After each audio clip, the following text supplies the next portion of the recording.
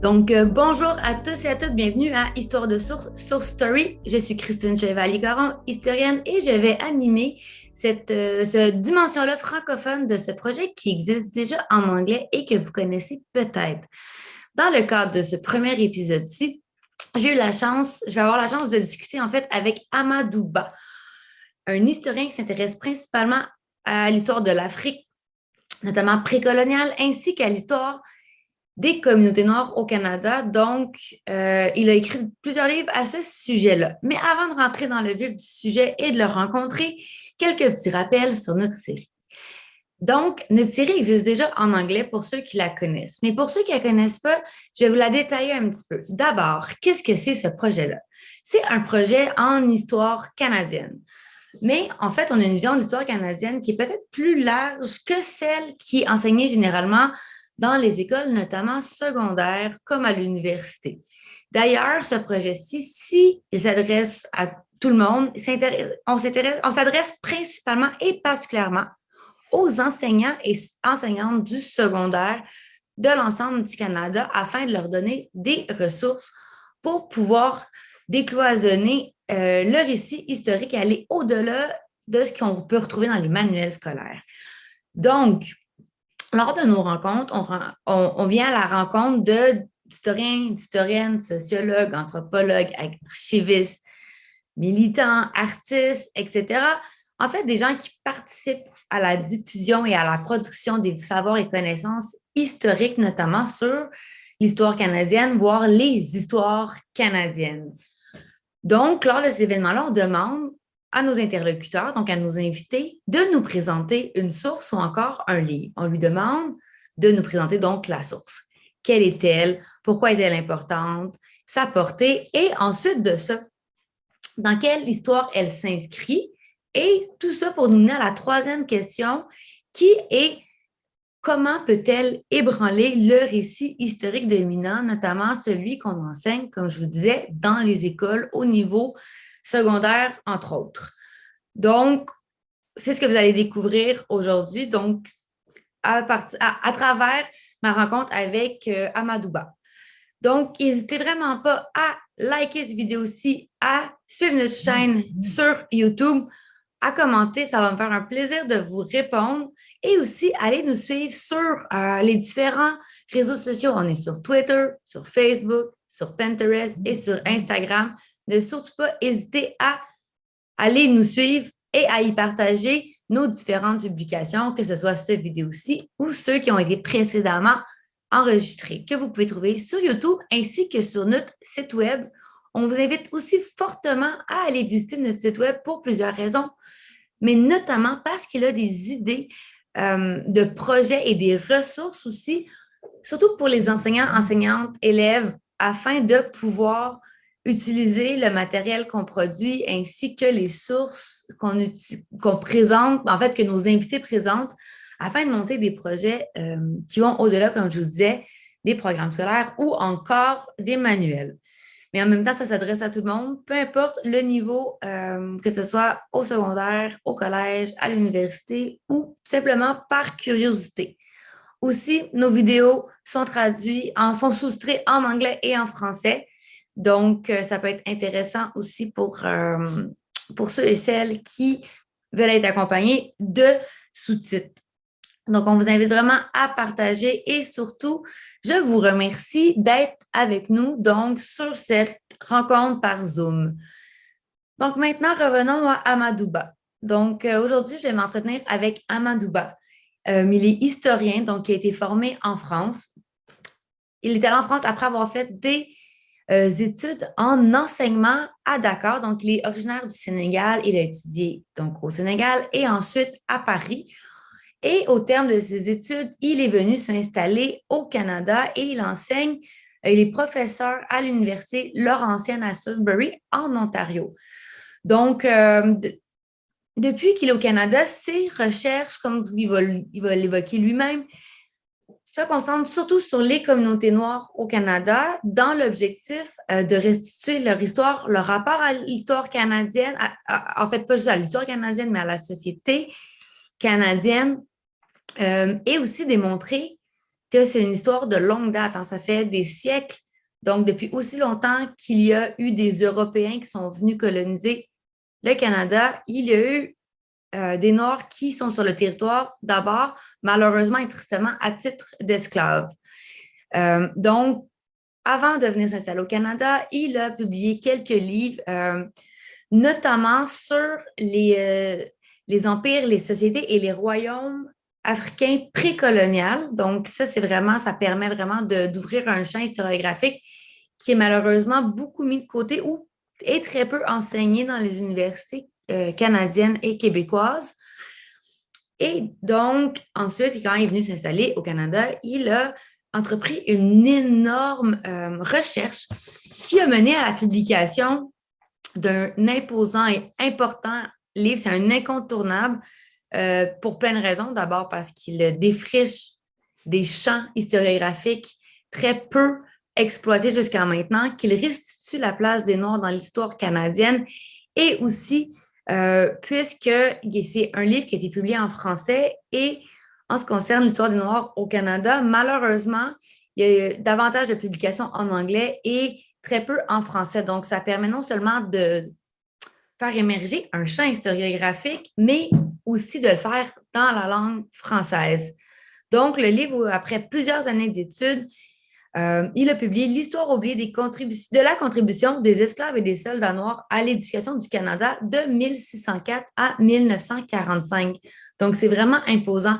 C'est plus de 350 ans d'histoire, donc, qui couvre une période qui est très peu, dont on voit très peu dans les manuels scolaires et les programmes scolaires, la place des Noirs à cette époque-là, à l'exception souvent de Marie-Joseph Angélique. Souvent, la place des Noirs dans l'histoire, du moins au Québec, concerne beaucoup le 20e siècle. Donc là, on voit la présence noire, que la présence noire est beaucoup plus ancienne. C'est pour ça que je suis très, très contente de m'entretenir avec lui, puisque je crois que c'est un ouvrage qui est essentiel pour déconstruire le récit historique dominant, puis aussi redonner à redonner aux Noirs du Canada la place qui leur revient dans le récit historique. Je suis aussi très enthousiaste de travailler, de le rencontrer, puisqu'il a exploité des archives vraiment diversifiées pour la publication de ce livre-là. Notamment, il est allé à la rencontre de descendants d'anciens loyalistes noirs, donc des gens qui sont dont leur famille est au Canada depuis plusieurs siècles. Donc, voir aussi comment ils ont eu c'est quoi leur legs, leur héritage, autant familial que dans leur communauté. Et parce qu'il a exploité certaines archives à Montréal, dont les archives de la communauté noire de Montréal, donc des archives qui sont vraiment à exploiter, qui sont vraiment intéressantes et qui nous permettent de jeter un regard extrêmement différent sur l'histoire. Puis aussi, une des raisons pourquoi je suis vraiment contente de le rencontrer, c'est qu'il y a beaucoup, oui, il y a la question de l'esclavage qui est abordée, mais il y a aussi beaucoup plus, c'est très axé sur le positif, en fait, cette publication-là. C'est vraiment comme objectif de montrer les apports à la société des populations, des communautés noires du Canada, d'ouest en est, hein, donc vraiment à travers toutes les provinces. Donc, ça va vraiment chercher un grand territoire et une très, très longue période. Il y a une troisième raison pour laquelle je suis vraiment contente d'avoir la chance de m'entretenir avec Amadouba. C'est parce que tantôt, il s'adresse, oui, à un public adulte, notamment universitaire, par la publication d'un gros ouvrage assez colossal, mais il a aussi publié, en fait, un livre jeunesse. Donc, c'est le parcours de John Ware, qui est un cow-boy noir de l'Ouest canadien, qui est né esclave en Caroline du Sud, qui s'est retrouvé en fait ensuite au Texas et qui a immigré au Canada. Donc, ça parle à la fois aussi d'une histoire d'immigration à une époque où est-ce que l'histoire est souvent écrite, parle souvent de l'immigration de cette époque-là comme exclusivement de sources européennes, mais là, on voit un flux migratoire sud-nord des États-Unis au Canada des populations noires dont John Ware fait partie. Et donc, son objectif, c'était aussi de donner une figure aux jeunes des communautés noires, en fait, du Canada, de pouvoir s'identifier à un personnage historique dont la présence est ancienne et qui a un parcours assez exceptionnel. Donc, c'est vraiment intéressant pour ça. Et en soi, ça, c'est un matériel qui peut s'adresser à des jeunes de tout le secondaire afin de faire un matériel pédagogique. Donc, ça peut autant être juste un livre qu'on lit à notre enfant, comme ça, qu'on lui fait lire, mais ça peut être aussi quelque chose qui s'adresse en classe et qui peut facilement donner un matériel pédagogique incontournable. Donc, c'est maintenant que je vais rencontrer Amadouba et que j'espère que vous allez à sa rencontre aussi. N'hésitez surtout pas à partager, à liker et à commenter. Et j'espère que vous allez apprécier ce premier épisode de Histoire de source en français. Merci et à très bientôt. Donc, bonjour Amadouba. Bienvenue à Histoire de source. Bonjour Christine, c'est un plaisir de vous parler aujourd'hui. C'est un très grand plaisir pour moi aussi de vous parler. J'ai lu avec beaucoup d'intérêt vos travaux, particulièrement sur les communautés noires au Canada. Donc, c'est très intéressant dans la mesure où vous vous adressez à des publics jeunesse tantôt, puis à un autre moment à des publics plus universitaires ou bien adultes. Donc, aujourd'hui, vous allez nous parler d'une source et j'aimerais bien savoir de quoi vous voulez nous parler aujourd'hui. Alors, donc aujourd'hui, je vais vous parler donc de moi d'abord. Moi, comme vous avez dit, je suis originaire de l'Afrique de l'Ouest du Sénégal où j'ai commencé mes études. Après mon secondaire, je me suis inscrit au département d'histoire. Puis, je suis allé continuer mes études en France en me spécialisant un peu sur l'histoire coloniale de l'Afrique. Et puis, je me suis retrouvé au Canada après mon doctorat. Depuis 10 ans maintenant, je vis dans le nord-est de l'Ontario, donc dans la région de Sudbury, North Bay, Student Falls, où j'enseigne. Et puis, je suis auteur-écrivain. Alors, après 5 ans de recherche sur l'histoire des Noirs au Canada, donc j'ai sorti un livre en 2019 qui s'intitule L'histoire oubliée de la contribution des esclaves et soldats noirs à l'édification du Canada, 1604-1945. Donc, c'est ce livre-là dont nous allons beaucoup en parler. Et puis, j'ai aussi fait un petit livre pour jeunesse tiré de ce livre-là. Donc, c'est génial. J'ai vraiment hâte de pouvoir entendre parler aussi d'un livre, votre premier livre, en fait, sur l'histoire oubliée des esclaves et des soldats noirs au Canada. Il y a vraiment des aspects intéressants, dont la longue période sur laquelle vous vous intéressez, ce qui est pas assez souvent exploité comme perspective en histoire, mais qui est vraiment une source d'habitude très riche. Et vous avez dû vous appuyer sur vraiment de nombreuses sources pour pouvoir parler d'autant d'histoires aussi longues et aussi d'histoires aussi méconnues que celle-là, en fait, là, qui est peu Oui. enseignée. Donc, pouvez-vous nous parler un petit peu plus en détail de ce livre-là en tant que source et des sources sur lesquelles vous êtes appuyé pour pouvoir faire une recherche, en fait, de produire un livre de cette ampleur-là? Oui, absolument. Donc, en tant que source, ce livre, pour moi, doit être en matière pédagogique, non seulement pour les étudiants, mais aussi pour le grand public, pour sensibiliser à cette histoire qui n'est pas connue. Je vais y revenir. Mais j'ai utilisé plusieurs sources pour la rédaction de ce livre-là, notamment des ouvrages d'abord. Il me fallait un peu maîtriser l'histoire du Canada. J'ai lu un peu de livres sur l'histoire du Canada. J'ai utilisé des sources archivistiques pour essayer de voir, parce que j'avais commencé aussi à travailler sur la question de l'esclavage, sur les Noirs, etc. Donc, les archives à Montréal, par exemple, d'autres sources archivistiques. J'ai utilisé également des artefacts, travaillé beaucoup sur les journaux de l'époque. J'ai travaillé, puisque mon livre parle des Noirs dans tout le Canada, globalement, depuis l'Est canadien jusqu'en Colombie-Britannique, peut-être excepté les 3 territoires, mais tout le reste de mon livre aborde.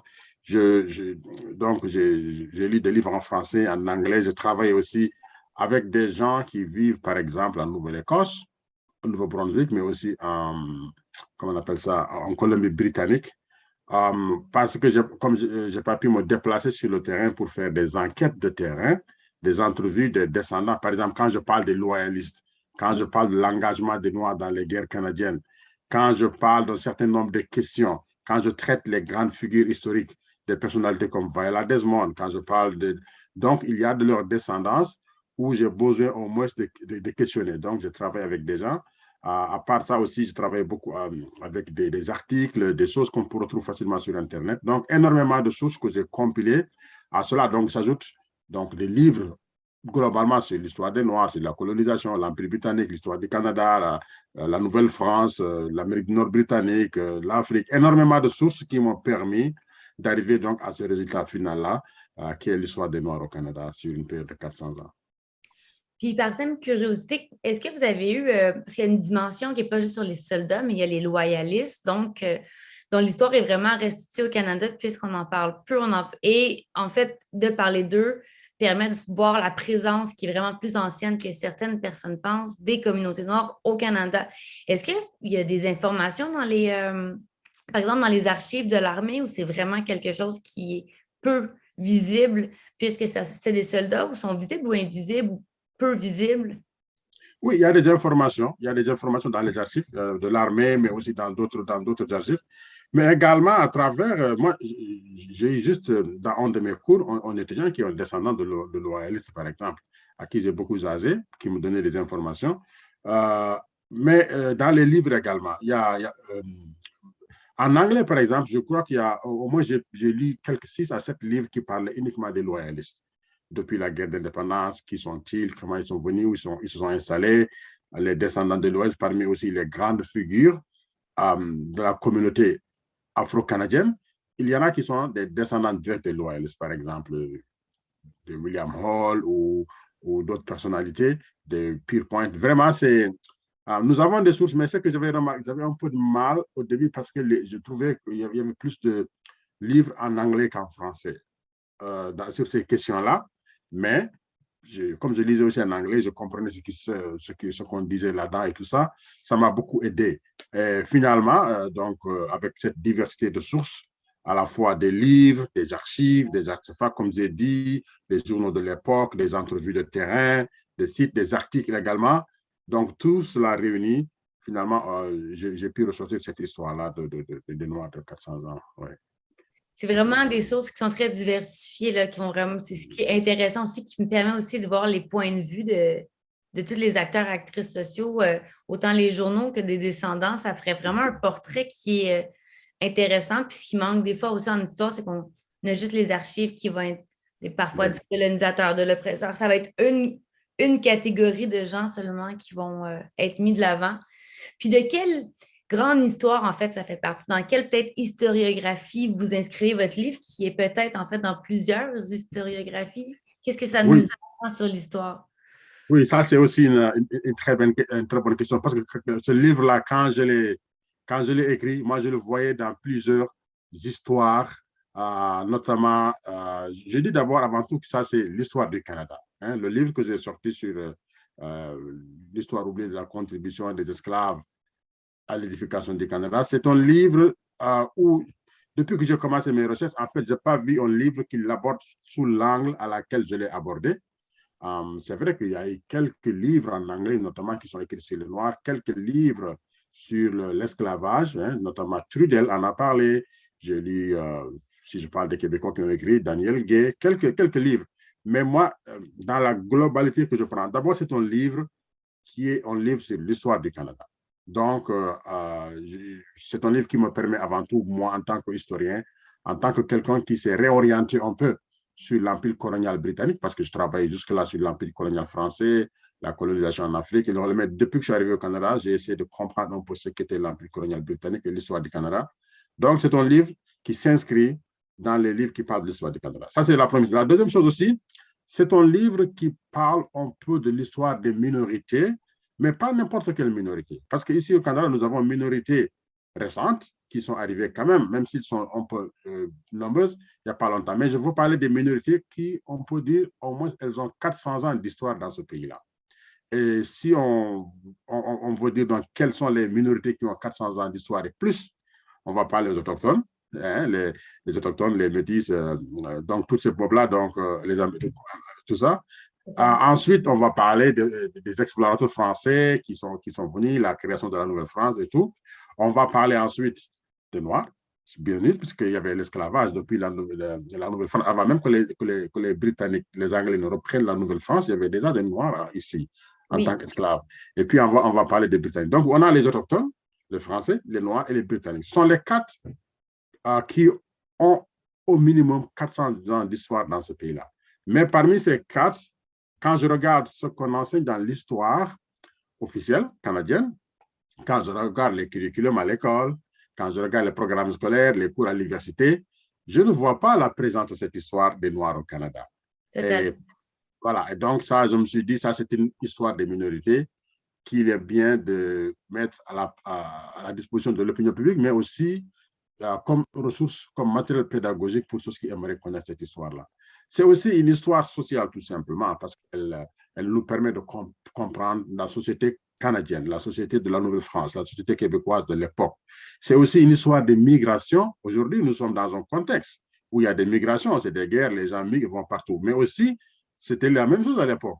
Il y avait soit des contextes de guerre, il y avait soit des contextes d'esclavage, parce que quand l'esclavage est aboli dans l'Empire britannique colonial britannique, il n'est pas aboli aux États-Unis, il continuait. Donc, il y avait des gens qui, voulant se libérer, sont partis au Canada et dans le nord des États-Unis pour chercher la liberté. Vous voyez, donc c'est aussi une histoire également à la fois de contribution militaire. Parce qu'après avoir parlé de l'esclavage, je parle beaucoup de la contribution militaire et le fait qu'il y avait une reconversion parfois systématique de personnes affranchies. Et ça, je l'ai trouvé aussi dans l'Empire colonial britannique, des gens qui vont s'engager comme soldats. Et il y a beaucoup de parcours, de trajectoires de personnalités noires qui ont fait l'armée après la période esclavagiste.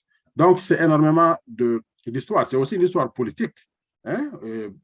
Tout ce qui parle comment la politique dans notre pays s'est construite, pourquoi certaines communautés comme les Noirs ont pris du temps pour être visibles et représentées.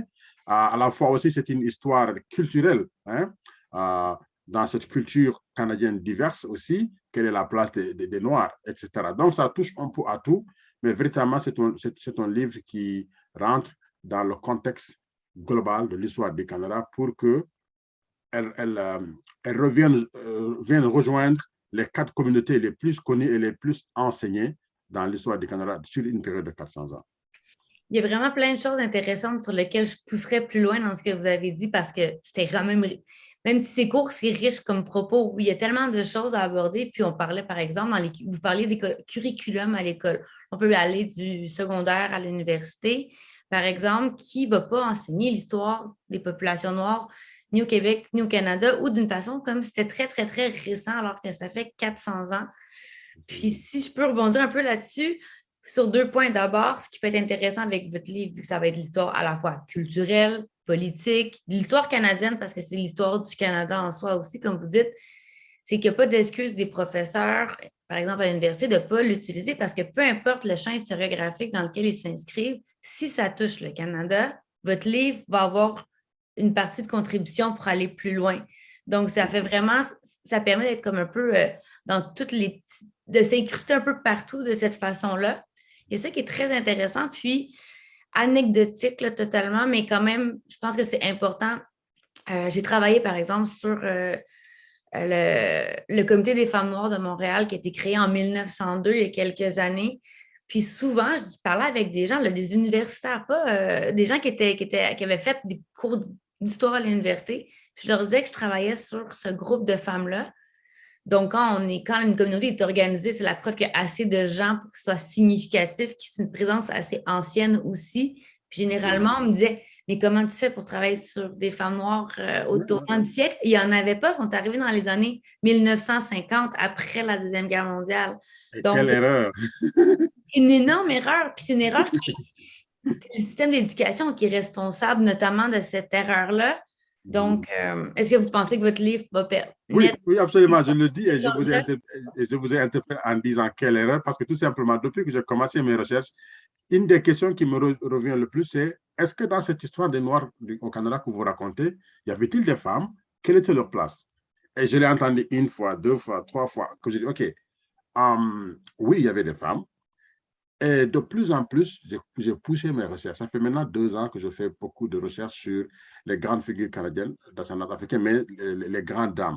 Donc, depuis pratiquement Marie-Joseph Angélique, que j'ai repéré quand même avec ce qui est arrivé à Montréal, Oui. en passant par des femmes dans le Haut-Canada, dans toutes. Donc, j'ai recensé un peu pas moins de 20 femmes sur une période de 300 ans.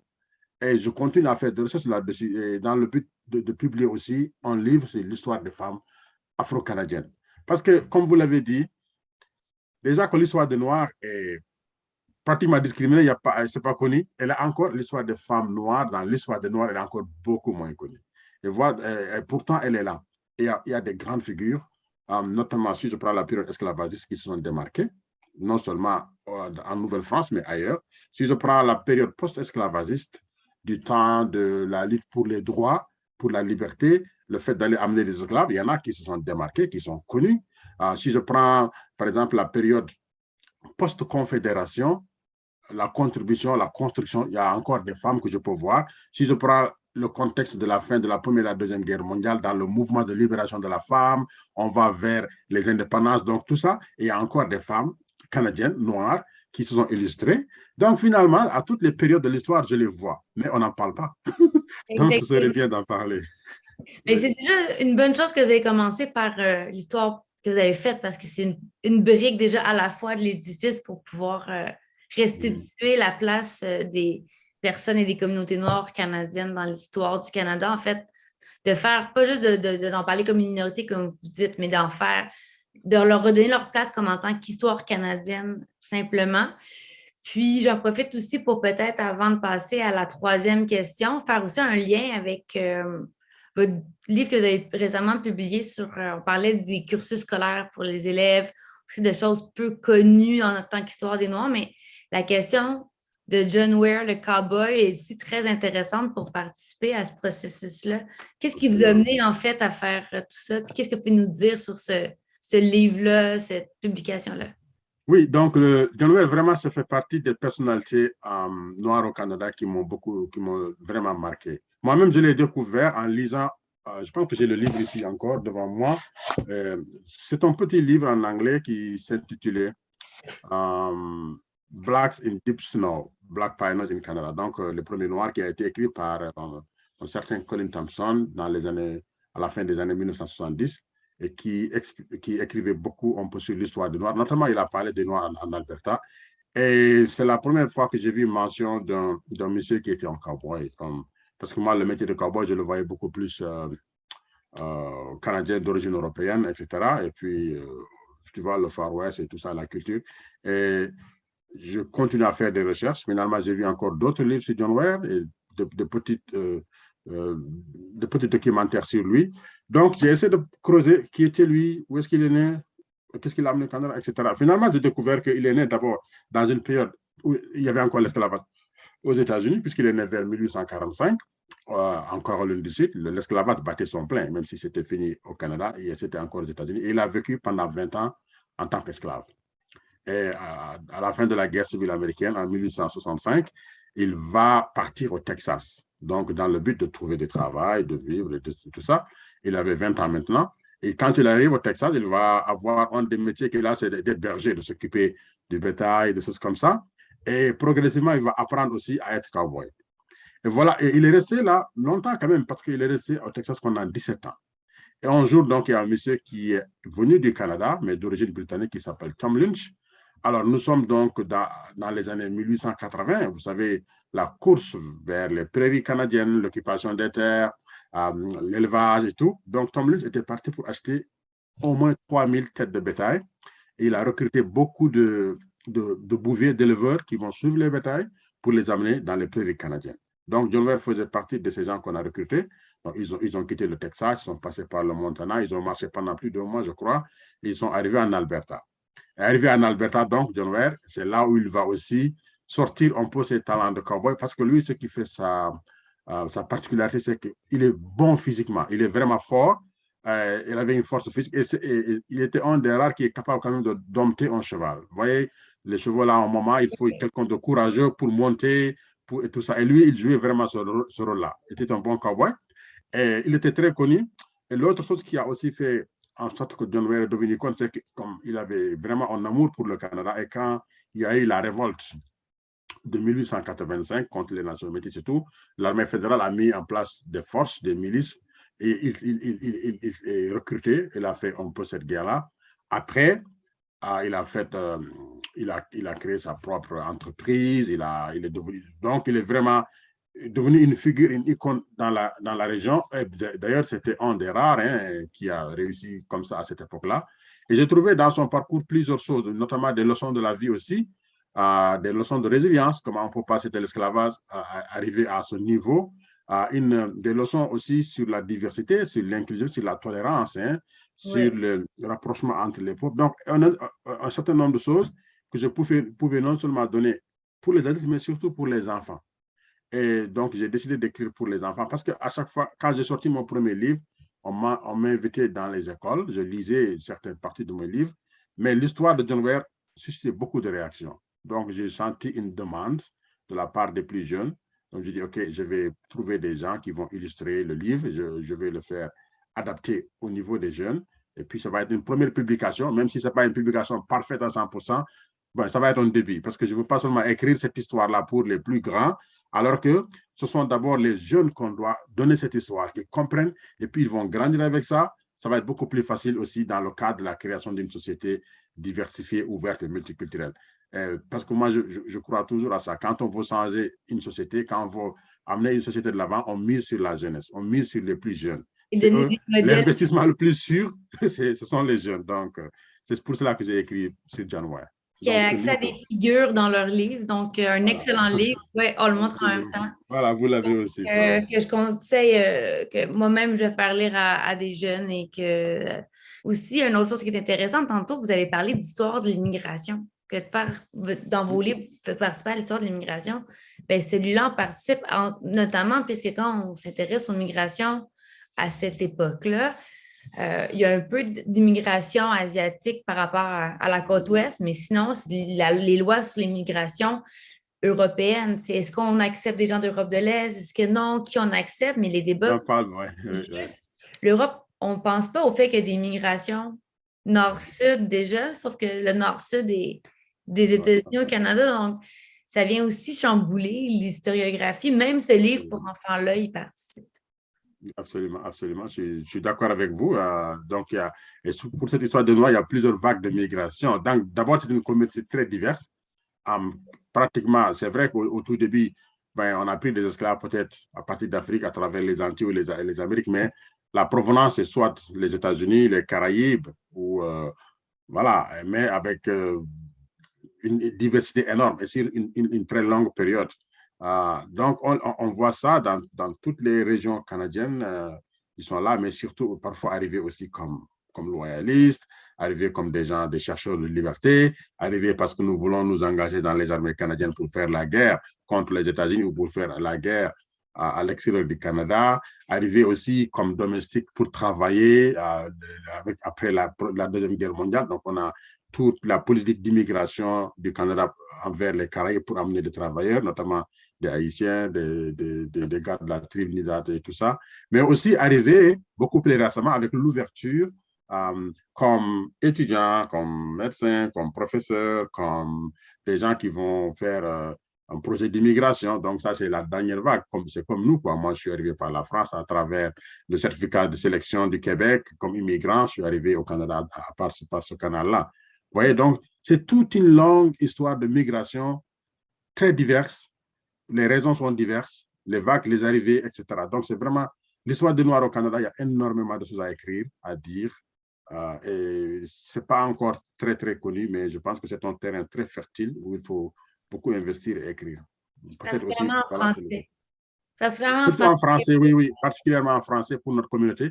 Et nous avons intérêt à le faire parce que notre communauté francophone au Canada grandit avec l'apport des francophones originaires d'Afrique, par exemple, du Maghreb ou ailleurs, de plus en plus de l'Afrique. Donc, c'est aussi important de prendre en compte cette dimension-là parce que le Canada change, mais aussi, je crois que notre communauté francophone change encore beaucoup plus vite, compte tenu donc de la colonisation française de l'Afrique. C'est là où le français s'exprime le plus dans le monde aujourd'hui.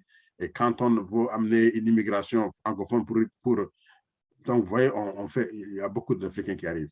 Oui, et dans tout le Canada, pas juste au Québec. Donc, la Non, francophonie, ça grandit un peu partout. francophonie canadienne partout, oui, absolument.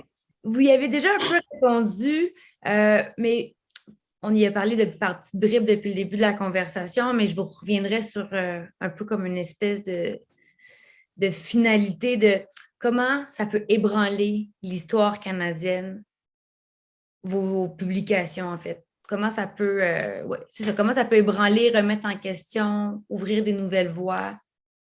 Alors, moi, je pense que ma publication, c'est d'abord, il faut que des choses comme ça soient médiatisées, soient connues. Mais surtout, il faut des décisions quand même. Je pense qu'il est important que les ministères de l'Éducation essaient de regarder un peu le curriculum, voir dans cette histoire-là, qu'est-ce qu'il faut. Par exemple, je pense que le gouvernement de l'Ontario a commencé à le faire parce que récemment, ils ont donné un financement, je crois, de 300 000 dollars pour la production de ressources sur l'histoire des Noirs au Canada. Et je pense qu'ils vont introduire aussi, à partir de la 7e, 8e année, quelques aspects de l'histoire des Noirs. Donc, ça, c'est important, ça commence. Puisqu'on commence à en parler. Moi-même, j'ai fait beaucoup d'interviews de radio, télé. Les gens commencent à le réaliser. Donc, mais c'est quand même des décisions politiques. Parce que le curriculum dépend des ministères de l'éducation. Et le ministère de l'Éducation au Canada, il n'est pas fédéral, il est provincial. Donc, peut-être que ça ne va pas se faire au même rythme que dans toutes les provinces, mais si une province fait 2 fonds, 3, et puis progressivement, ça va arriver. Donc, c'est ça, regarder le curriculum. Et moi, je pense que quand on regarde le curriculum, euh, par exemple en études sociales ou en histoire, on voit que du début de la colonie, du début du XVIIe siècle, jusqu'à pratiquement à la fin de la Deuxième Guerre mondiale, si on veut, toutes les différentes périodes historiques, on peut mettre l'histoire des Noirs, par exemple. Si on peut parler de la Nouvelle-France, on peut expliquer le contexte de l'esclavage. Qui était-il? À quoi il servait? D'où venait-il? Qu'est-ce qu'ils ont fait? Après la fin de l'esclavage, avant même la fin, on peut parler aussi d'autres migrations. Parce qu'on parle beaucoup des loyalistes qui Oui. arrivent, mais on oublie de mentionner qu'il y a quand même plus de 5 000 loyalistes noirs. Il y avait 50 000 de blancs, mais il y avait quand même 5 000. Et les 5 000, pratiquement plus de 3 500 sont installés dans les maritimes. Et les autres sont installés dans l'actuel Québec et surtout dans le Haut-Canada, donc l'actuel Ontario. Et il y a eu des grandes figures parmi ça. Aussi, on peut mentionner toutes ces grandes personnalités, comme j'ai dit, qui ont joué le rôle pendant le chemin de fer clandestin, qui ont pris leur courage à deux mains pour aller faire libérer les gens. Et ça, donc, c'est des grandes personnalités. Quand on va parler, par exemple, des grands dérangements des Acadiens qui vont aller en Louisiane, mais pendant la même période, il y a d'autres migrations inverses qui se font. Et donc, c'est ça, je pense que ce n'est pas difficile d'intégrer l'histoire des Noirs dans le curriculum. Par exemple, ce serait beaucoup plus difficile pour moi si les Noirs, si on demandait leur langue, leur culture, etc., etc., est-ce qu'on va enseigner dans leur langue? Non, mais les Noirs qui sont là, ils sont soit anglophones ou francophones. Ce n'est pas ça le problème. Le problème, c'est simplement la représentativité de leur histoire parmi des gens qui ont 400 ans d'histoire, que ça soit vu dans les curriculums. Même si ce n'est pas au même niveau que les autres, quand même, il faut que les gens connaissent qu'ils étaient là, qui étaient-ils, comment ils se sont retrouvés ici. Et ça fait en sorte que les gens qui arrivent ne vont pas penser que tous les Noirs qui sont au Canada, c'est des immigrants récents, c'est des immigrants qui sont venus il n'y a pas 10, 15 ans, dans le contexte de l'immigration économique, que c'est des Canadiens de seconde citoyenneté, etc. Vous voyez, tout ça, c'est parce que le travail n'a pas encore été fait au niveau des écoles et dans l'opinion. Et donc, nous avons cette obligation de rectifier le tir et de faire bouger nos institutions au même moment que nos sociétés bougent. Parce qu'au Canada, moi, j'ai fait de la remarque que la population évolue beaucoup plus rapidement que les institutions. Moi, quand je me promène dans les villes canadiennes, la première fois quand je suis arrivé à Montréal en 2009, j'ai vu Montréal, mais ça, c'est une ville mondiale, il y a tout. Donc, vous voyez, mais quand je regarde les institutions, ce qu'on apprend à l'école, c'est encore, c'est une histoire de communauté canadienne d'ascendance européenne, et peut-être un peu de plus en plus, on parle des autochtones, parce que quand même, ça évolue un peu plus dans ce sens-là, mais les autres, ce n'est pas encore présent, en tout cas pour ce qui est des Noirs. Donc, nous avons ce défi-là et cette responsabilité-là, nous, citoyens contemporains d'aujourd'hui, de faire en sorte, surtout les historiens, ça c'est un travail important d'historien pour que les curriculums commencent à changer. Parce que les hommes politiques, peut-être parfois, ils ne réalisent pas, ils ne savent pas vraiment ce qui s'est passé. Mais moi, ça me dérange un peu, comme mon étudiant descendant de loyalistes depuis 300 ans au Canada, si on le demande s'il vient du Congo, s'il vient du Sénégal, du Bénin, et il explique qu'il était Canadien depuis toujours, que les gens commencent à rire de lui, que ce n'est pas vrai et tout, je pense qu'il y a quelque chose à faire. Oui. Ouais. Sa famille est présente au Canada depuis plus longtemps que Oui, beaucoup d'euro-descendants. beaucoup d'Européens, On n'a beaucoup. jamais demandé ça à un euro-descendant. Énormément, Donc, absolument. on n'a sûrement pas entendu parler beaucoup à l'école de l'histoire de la famille de laquelle il est issu, puis des migrations de Et laquelle il l'autre chose, ils le font venir de l'Afrique. Ils demandent s'ils viennent du Congo, du Sénégal ou bien de la Côte d'Ivoire. Tout en ne sachant pas que ces pays sont le résultat de la colonisation du 19e siècle. C'est-à-dire que pendant même l'esclavage, quand les Africains venaient et pendant la période royaliste, c'était encore des royaumes et des empires en Afrique. Il n'y avait est. pas ces pays-là. Donc, ils ne peuvent même pas s'assimiler à un pays. Ça ne fonctionne pas. Donc, vous voyez un peu, si les deux résistent, ça ne fonctionne pas. C'est vrai, Ouais. donc ça déstabilise un peu l'histoire à plusieurs niveaux, autant de la méconnaissance qu'on a de l'histoire africaine que de Ouais, la méconnaissance qu'on a de l'histoire des Noirs au Canada. tout à fait. Ouais.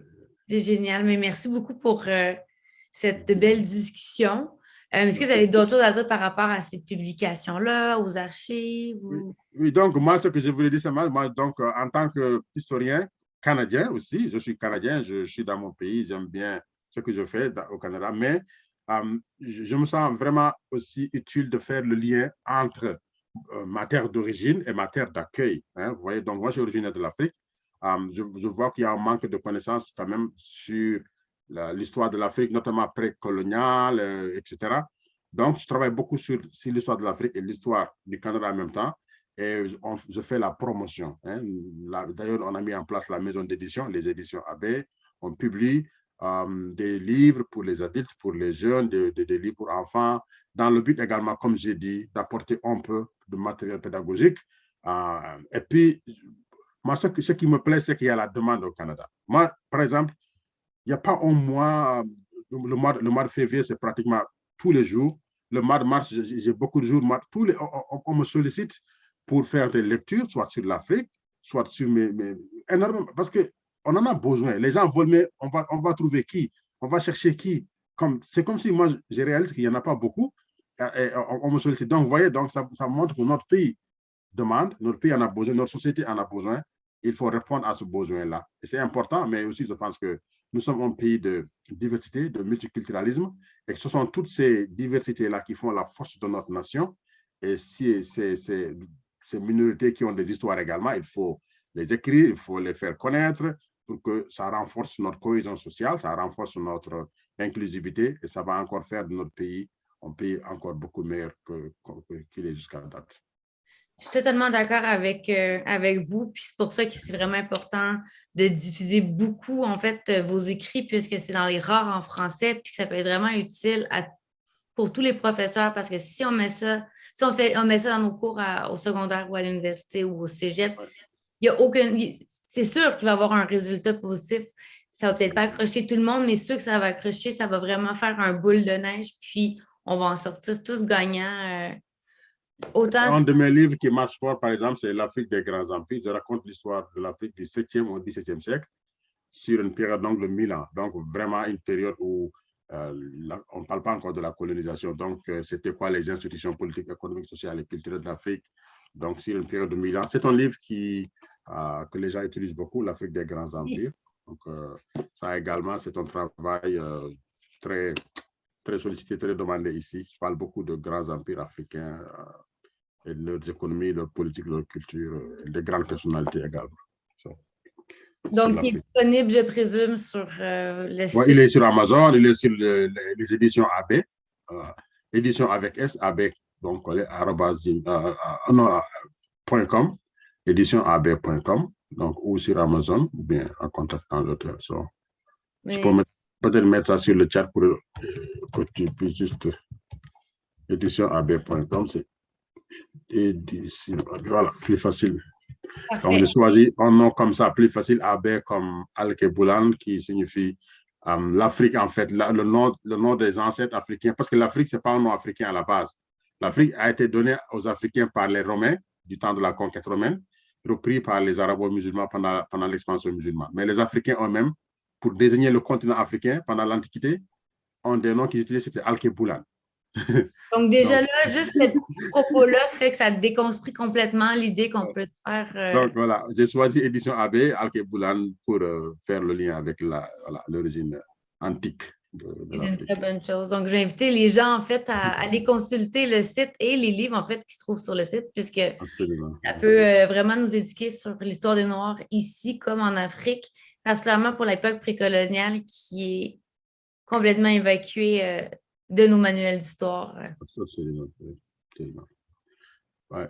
Donc, c'est ça. Merci beaucoup. Et puis, Merci si à vous vous. n'avez pas d'autres questions, d'autres choses, on se dit, je vous souhaite aussi bon succès dans tout ce qu'on fait. On est ensemble, hein, on a une tâche, comme je dis, en tant qu'historien. Oui, Je vois aussi que tu es historienne comme moi, et puis on a un travail aussi à faire dans ce sens-là. ouais, Je un reste ouvert historien et avec les disponible mêmes aussi. objectifs. Absolument. Au Absolument. plaisir de vous reparler et de vous lire Merci. encore. Merci, Christine. Bien des choses à toi et à la prochaine. Au revoir. Merci, au revoir.